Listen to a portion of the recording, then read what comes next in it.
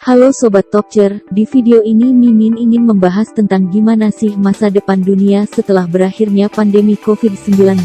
Bagi kalian yang baru singgah di channel ini, jangan lupa subscribe. Akhir-akhir ini dikabarkan bahwa pandemi COVID-19 yang terjadi pada masa kini telah berdampak sangat luas dalam kehidupan, terlebih dalam aspek perekonomian masyarakat, di mana dampak tersebut kemungkinan juga akan membayangi dalam hal baik maupun buruk pada tahun-tahun dan dekade mendatang, dan tentu saja ini akan berdampak pada bagaimana kita bekerja, di mana kita tinggal, dan seperti apa industri yang berbeda di masa depan. Nah, agar dapat beradaptasi dengan dampak tersebut, kita perlu memiliki kerangka kerja untuk menghadapi potensi perubahan jangka panjang, tantangan, dan peluang yang bakal terjadi setelah pandemi, terutama perubahan penyakit, krisis ekonomi, serta masa depan pekerjaan, pendidikan, perawatan kesehatan, rantai pasokan dan kebiasaan konsumsi, serta dinamika lainnya. Pandemi COVID-19 saat ini diramal bukanlah pandemi terakhir di muka bumi. Lebih jelasnya, pandemi COVID-19 yang terjadi saat ini sudah banyak membuat negara di dunia menjadi kewalahan. Apa jadinya bila ada pandemi lagi di masa depan atau ancaman lainnya, dan jenisnya pun seperti apa? Baru-baru ini Bill Gates meramalkan tentang apa yang dia yakini yang akan menjadi dua bencana besar mematikan berikutnya yang bakal dihadapi umat manusia. Orang terkaya kedua dunia ini menguraikan ancaman mematikan dalam wawancara dengan Derek Muller, dalam kanal YouTube Veritasium. Ia mengatakan, perubahan iklim dan bioterorisme dapat terjadi pada tahun-tahun mendatang dan dapat memusnahkan jutaan manusia, seperti dikutip dari Republic World. Sebelumnya, Gates juga telah memberikan peringatan kepada dunia pada 2015 lalu tentang kemungkinan pandemi baru yang disebabkan oleh virus pernapasan, seperti virus corona. Gates mengatakan bahwa dia sama sekali tidak merasa puas karena ramalannya pada 2015 telah terwujud. Dia juga mempertanyakan apakah dia bisa lebih persuasif dalam meyakinkan orang untuk menanggapi ancaman pandemi baru dengan lebih serius. Ketika ditanya bagaimana dia begitu yakin bahwa pandemi virus akan terjadi, Gates mengatakan bahwa ada sejumlah virus pernapasan dan terjadi dari waktu ke waktu, seperti yang terjadi saat ini.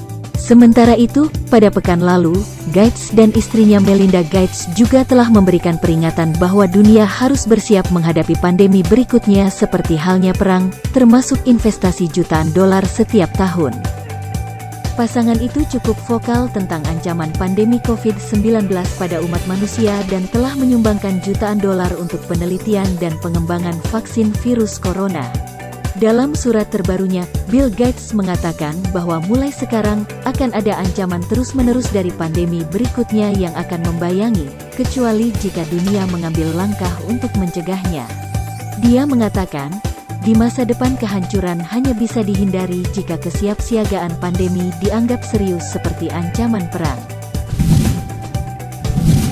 Menteri Keuangan, Menke Sri Mulyani Indrawati usai bertemu dengan para Menteri Keuangan dan Gubernur Bank Sentral lainnya dalam forum G20 pada 9–11 Juli tahun 2021 lalu, telah menyiapkan ancang-ancang untuk menghadapi pandemi di masa depan. Langkah tersebut merespons kenaikan jumlah kasus corona di berbagai belahan dunia, termasuk Indonesia. Apalagi, mutasi virus corona yakni adanya varian Delta telah melanglang buana ke berbagai negara sehingga membuat kesehatan memburuk dan perekonomian lesu. Oleh karena itu, G20 High Level Independent Panel on Financing Global Commons for Economic Preparedness and Response, HLIP, menyampaikan laporan sementara atas rekomendasi untuk meningkatkan kesiapan global dalam menghadapi pandemi di masa depan.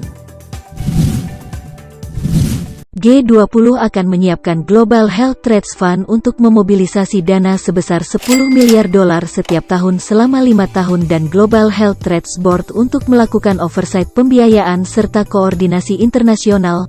Jadi ini selama 5 tahun maka sampai dengan 50 miliar dolar suatu fund untuk menghadapi ancaman kesehatan dunia. Sumber dana ini akan diawasi dalam rangka kemampuan koordinasi internasional.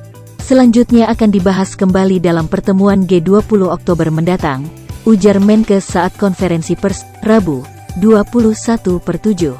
Selain itu, G20 akan memberikan dukungan terhadap negara miskin dengan implementasi mekanisme Common Framework for Debt Treatment Beyond the DSSI untuk membantu meringankan beban pembiayaan negara-negara miskin dalam pemulihan ekonomi, sejalan dengan mendorong peningkatan penyaluran pembiayaan dari lembaga pembiayaan internasional.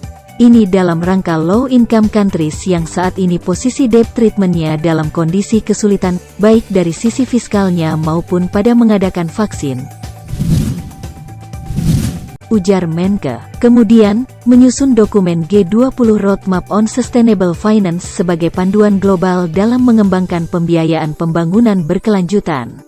Lalu, masih dari sektor keuangan, Sri Mulyani menegaskan kembali komitmen G20 untuk menjaga stabilitas sektor keuangan, sekaligus memastikan sektor keuangan memberikan dukungan optimal dalam merespon pandemi dan pemulihan ekonomi.